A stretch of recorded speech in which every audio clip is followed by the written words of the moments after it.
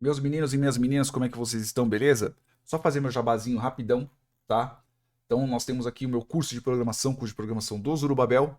Então, vai desde o zero até alguns projetos, né? Eu falo também sobre banco de dados, também falo sobre, faço um projetinho aqui de como cadastrar, fazer uma página web com cadastro, né? O famoso CRUD, o inserção, alteração, seleção e apagação, vamos dizer assim, de dados no banco de dados. Também explico alguma coisa também no próprio vídeo de banco de dados mesmo, né? E explico aqui e faço aqui o projetinho de um mini jogo de RPG. É um joguinho de texto, mas é bem interessante. É o meu xodozinho aqui do curso. Então eu sempre falo isso. E também já falo um pouco sobre versionamento, né? Tenho 9 aulas sobre versionamento. Beleza? Link na descrição e no finalzinho do vídeo também vai ter o link para vocês poderem ir lá e comprar, tá bom? Caso queiram. Então continuemos aqui. Agora nós vamos falar sobre o descida gradiente, né? O gradiente descendente, né? Tem o gradiente ascendente também, mas agora nós vamos falar sobre o gradiente descendente do da nossa função, né? Da nossa função de custo. Antes era como nossa função de custo, né? Nós tínhamos o do θ 0 com o θ 1, beleza? E nada mais era do que a média, né? Por caso fosse média, às vezes é duas vezes a quantidade de valores, né? Então aqui eu vou colocar com a mesma nomenclatura escrita. Tá? Eu gosto de usar o n para quantidade, mas eu vou usar aqui neste caso o m mesmo, que é da própria escrita da brincadeira. Eu tenho aqui o m, e neste caso é i de 1, né? E nada mais era do que a minha hipótese de xi menos yi elevado ao quadrado. Então, é a soma é a média das diferenças é a média das diferenças dos erros ao quadrado, né? A média dos erros ao quadrado, porque o erro nada mais é do que a diferença, né? Simplesmente uma subtração entre o valor que volta da hipótese e o nosso valor ao quadrado, tá? Então esse era o nosso jeito anterior, né? Então esse pedacinho aqui, né? Nada mais era do que a nossa função de custo. A função de custo em si é essa, né? Então nós tínhamos que tirar quando nós fazíamos isso, né? Voltando. Essa é a nossa função de custo, tá? Quando nós atualizávamos os nossos valores, né? Nós fazíamos como? Nós tínhamos lá o θ 0, que era igual, né? Na verdade eu tinha que reatribuir, né? Eu tinha que ir repetindo ele, que nada mais era do que o meu próprio θ 0 menos a derivada, né? Eu tenho um alfa e a derivada parcial, que é tipo 6 aqui, né? A derivada parcial do meu θ 0, né? Neste caso, do θ 0. Ah, caramba, que coceirinha. Do meu θ 0 e aqui da soma da minha função de custo, né? Então é isso aqui, que é um m i igual a 1, né? Hipótese de xi menos yi elevado ao quadrado. Quando eu tinha meu θ1 é a reatribuição, né, de θ1 menos o alfa, e aqui eu tenho a minha derivada parcial, só que neste caso do θ1, né, e aqui eu tenho o mi igual a 1, né, esse igual ficou muitíssimo feio, né, eu tenho aqui, deixa eu tentar fazer um i mais bonitinho, tá, então i igual a 1, agora ficou menos feio, né, de h, minha função hipótese, né, menos o meu yi elevado ao quadrado. Beleza? Então, esse era o jeito que nós fazíamos. Íamos repetindo isso até convergermos ao valor menor possível. Né? Não nos esqueçamos também que nós tínhamos que fazer uma cópia do θ 0 e nós tínhamos que fazer uma cópia do θ 1. E no fim das contas a gente somava, a gente reatribuía esses valores. Tá? Então, é desse jeito que nós fazíamos nesse caso. Né? E uma coisa que era bem interessante, eu não lembro se implementei ou não, aqui eu tenho θ multiplicando isso daqui por θ1. Aí você pode perguntar, Zuruba, por que, que você não multiplica por θ 0?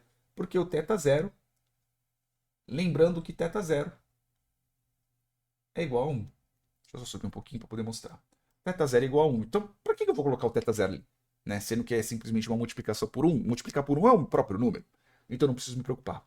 Agora, quando nós estamos tratando do novo, né, do novo jeito, agora que nós estamos tratando de vetores, nós temos que fazer praticamente a mesma coisa, só que, quando nós estamos falando aqui sobre o θ, vai ser o θj.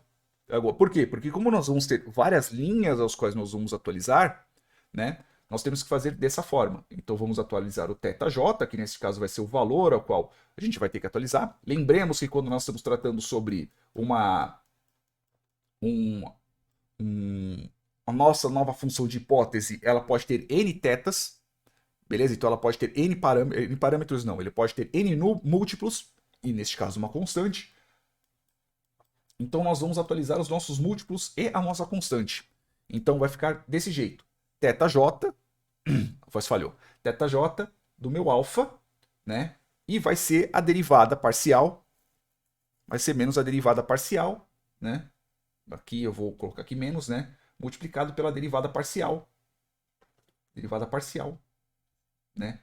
Do meu θ, perdão, do meu θ, só que aqui θj, e a soma vai ser a derivada parcial disso daqui. Aqui m i igual a 1, e aí vai ser igual à hipótese. Neste caso, a hipótese vai ser do x i, lembrando que xi é a minha linha, agora, né, é a quantidade dos parâmetros que eu vou ter, menos meu yi, que vai ser, neste caso, a linha que é a do meu parâmetro mesmo, né, do meu resultado, e vai ser multiplicado pelo meu xi.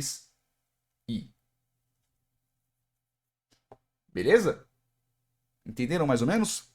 Então, esse meu xi, cada um desses meus x's, eles são os meus tetas que antes eu passava. Né? Os meus tetas não, perdão. Os meus x, eles são... Deixa eu fechar aqui. Então, agora você vai estar multiplicando pelo quê? Você vai estar multiplicando pelo x ao qual você tinha, né? Pelo x ao qual tinha. E aqui não é teta não, tá? Aqui, perdão, aqui é o próprio x mesmo, mas enfim, vamos deixar desse jeito pelo menos por enquanto. Tá? Então, nós tínhamos essa função de custo, agora nós vamos ter uma nova função de custo. Pelo menos o jeito da gente pensar da nossa função de custo vai ser desse jeito. Ok? E aqui vai ser neste caso vai ser o θ, vai ser multiplicado pelo quê? Vai ser multiplicado pelo valor ao qual a gente está pegando. Então, neste caso vai ser o θ também j. Essa é uma característica bem interessante. Então, aqui é o seguinte, toda vez que a gente estiver multiplicando, eu vou colocar aqui a função mais aqui embaixo para a gente poder ter mais ou menos uma ideia. Imagina que nós temos aqui uma hipótese, beleza? E eu vou colocar aqui meu θ, ok? Vamos colocar aqui pelo menos por enquanto, tá desse jeito aqui. 2 mais...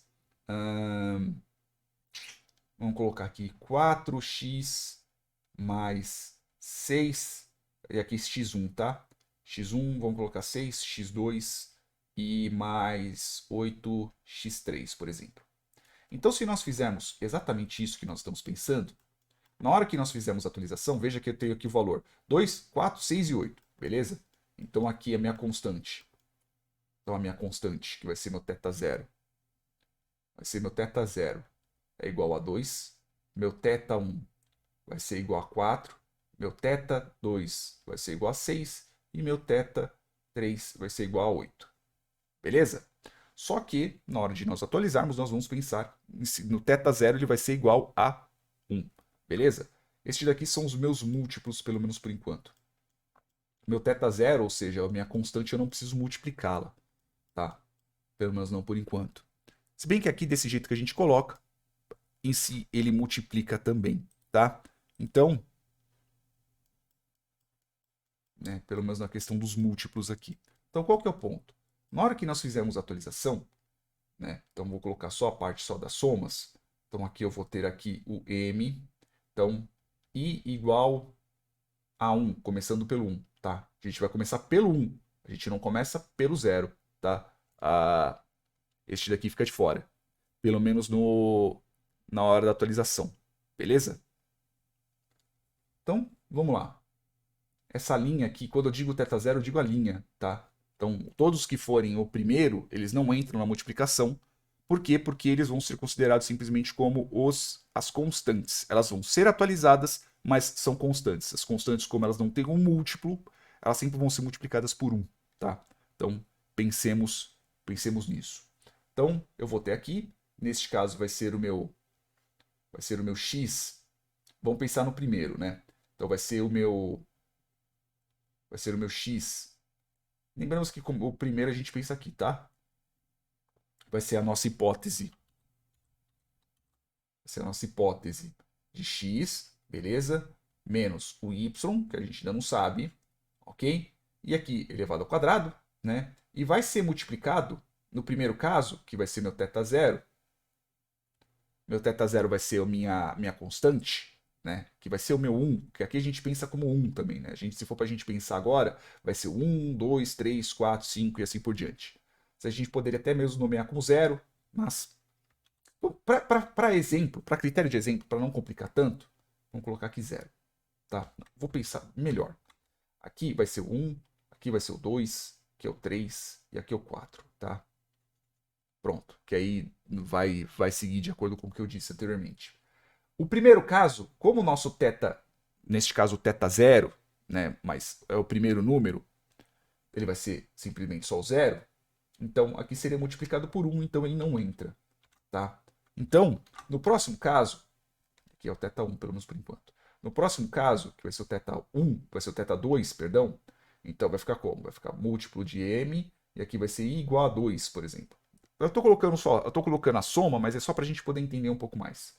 Vai ser aqui h de x menos y, beleza? E vai ser multiplicado por 4. O próximo vai ser multiplicado por 6 e o próximo vai ser multiplicado por 8. Vai ser feita a atualização desses meus valores aqui.